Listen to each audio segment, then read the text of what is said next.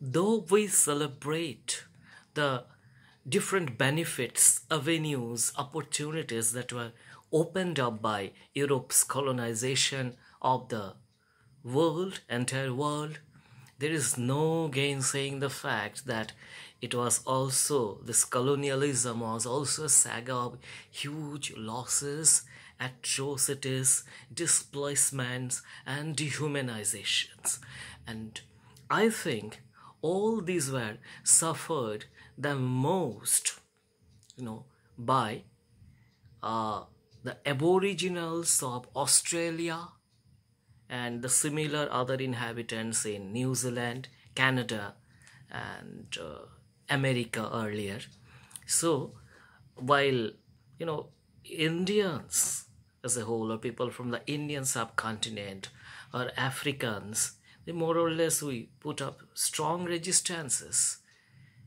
And in case of the original inhabitants of Australia, for instance, it was a lost battle almost, until we came to this work, My Place by Sally Morgan. Yes, there have been works before that trying to reclaim the Australian Aboriginal identity, but few and far between, as we say. But this was a highly influential text, and Sally Morgan today has become symbolic, or a symbol of, not only Australian Aboriginal rights and histories, but of universal human rights. This My Place. Well, if we generalize, everyone is alien to the world, everyone is searching for one's place and all, that is a different thing. But in the context of colonialism, and especially as it is suffered by the Aboriginal people of Australia, My Place becomes very difficult. There is no place you can call as your own. The novel, this My Place, is also a very interesting text in terms of genre. Though I have called it a novel, technically it is an autobiography, and the author meant it to be such. But many people have studied it as a novel also. And so genre-wise also, it has conflated several things. And even if we take autobiography to be its genre, as Pramod Nair, the very important leading critic in his book on postcolonial literature, has said, it has also extended the limits of autobiography by including oral narratives, recorded narratives, in addition to the author's first-person narration. So it's a very complicated text, and of course not the least because of its technical features. If we start in the beginning, where the text begins, we see Sally, the author, who is also the narrator, portraying her father Bill, who is suffering from PTSD, post-traumatic stress disorder. He has 5 children, including Sally, and he dies soon in a hospital, and they have a terrible childhood then. In school and other places, they were questioned because of their color, which was not fully fair, not fully like Australian whites. To go back to the basics once again, Australia, New Zealand, and Canada, these are more or less called the, let us say, the white colonies unofficially, because, or settler colonies, because Europeans settled down, British primarily, in these places, and they did not go back. Unlike in India, subcontinent, and African countries, where they ruled us and took many things and then left. In those places, Australia, New Zealand, and Canada, they settled. But their settlement pushed to the periphery or extinction the original inhabitants of those areas. So, in fact, the Indian term Adivasi is a verbatim translation of Aboriginal. Ab means resident, original means, Ab means resident, Vasi, and original means Adi. It is, of course, terribly hot today, like Australian summer, we can say, Indian summer. Now, that is another thing. And then for a long time, the British and the Europeans saw Australia as an empty land. There was a term called terra nullius. That is, there is no one there. But actually people were there. But the colonialized, the colonizer's eyes did not take cognizance of that existence. A similar thing happened with Palestine, as Said speaks about in his work, The Question of Palestine and elsewhere. People were there, but the colonialized, to the colonialized, they were insignificant, they did not exist, or they had to be replaced or supplanted. So anyway, so Australian Aborigines, Aboriginal people like Canadian First Nation or Maoris in New Zealand, they suffered hell. And then what happened is that they exploited these people, these owners and all, and then children were begotten, illegitimate children, quote unquote, because no one is legitimate or illegitimate as I feel. Children is a biological fact, but human culture distinguishes like that. So they did not marry the Sahibs, the Europeans. So children were born, mixed blood, half caste, as they call them in Australia.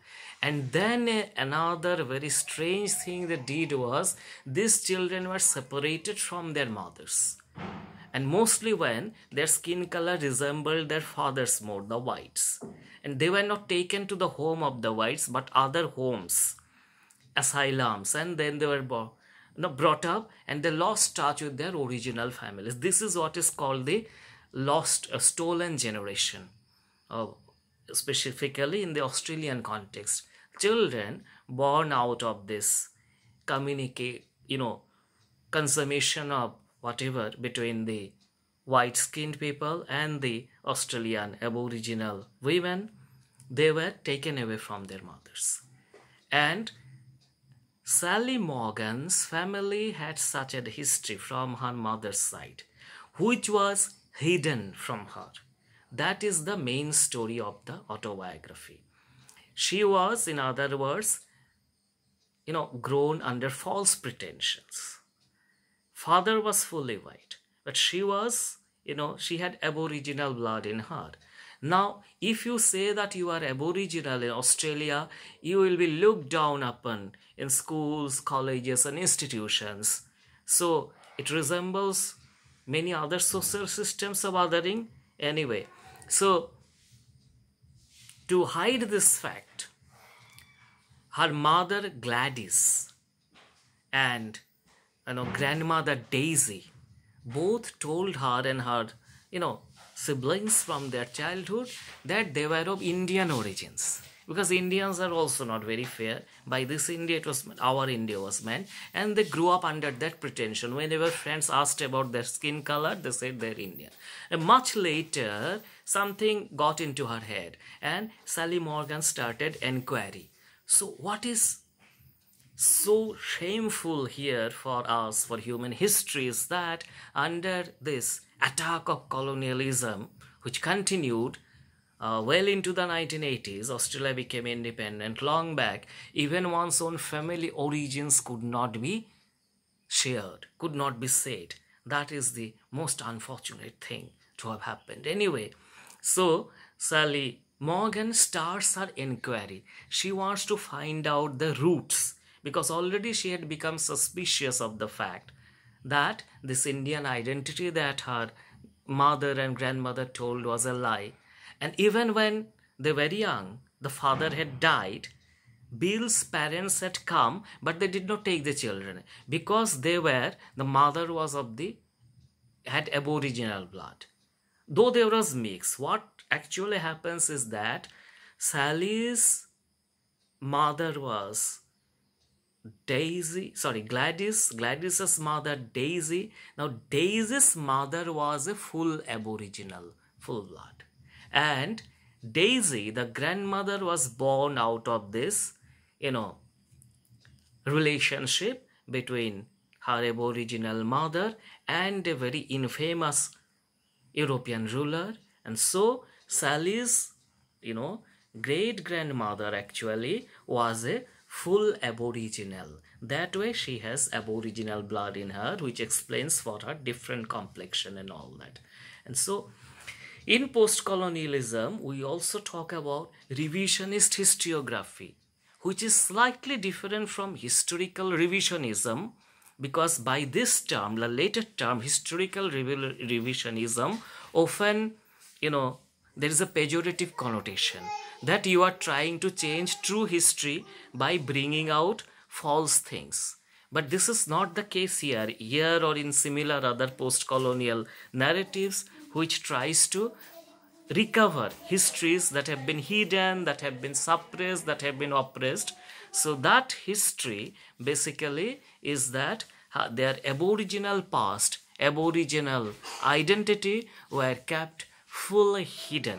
And the the autobiography, it is better to call it autobiography, is basically a recovering of Sally's aboriginal past, Sally Morgan's. How does she do it? How does she go about it? She talks to her grandmother repeatedly, who does not want to let it out.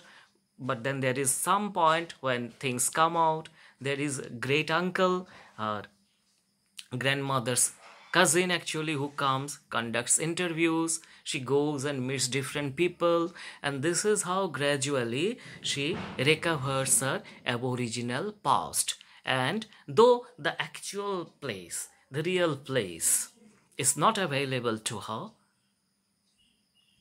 the metaphorical place, that is what is her place in the world. Sally Morgan, through writing this novel, or autobiography, sorry, I'm conflating the two repeatedly because I will tell you why. There is another reason. So through these things, through this writing itself, this autobiography itself, Sally Morgan recovers her past, and we may say recovers her place, which is my place. So to come to the basics once again, this my place gives us the very sad, pathetic and inhuman history of how European colonization or British colonization or colonialism of Australia massacred generations of Aboriginal populations to the extent of losing their own identity.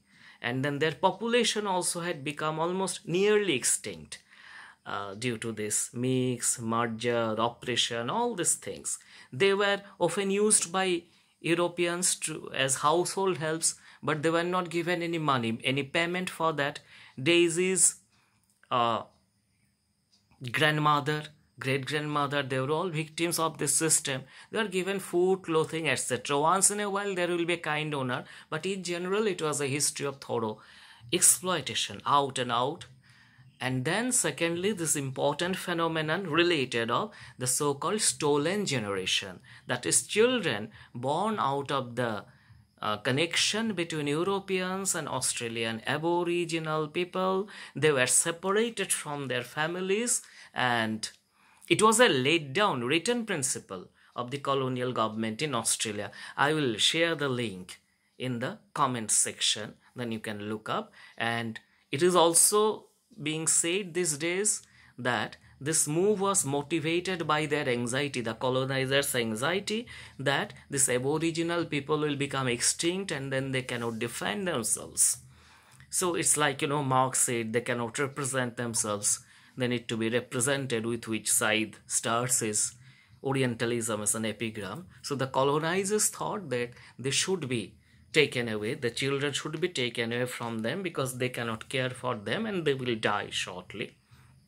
That was a thing. So not only inhuman or brutal exploitation in the name of colonialism, but even the colonized people's children were also taken away from them, making every possible arrangement for the community's extension. So this is not just a novel for passing exams. This is a novel to know life, to know human history, what man has done to man, what man has made of man, as Wordsworth had said. So please read it. Soft copies are also available these days easily. Sally Morgan's My Place, and which may, who knows, may prompt us to, there are many things that many of us are victims in many ways.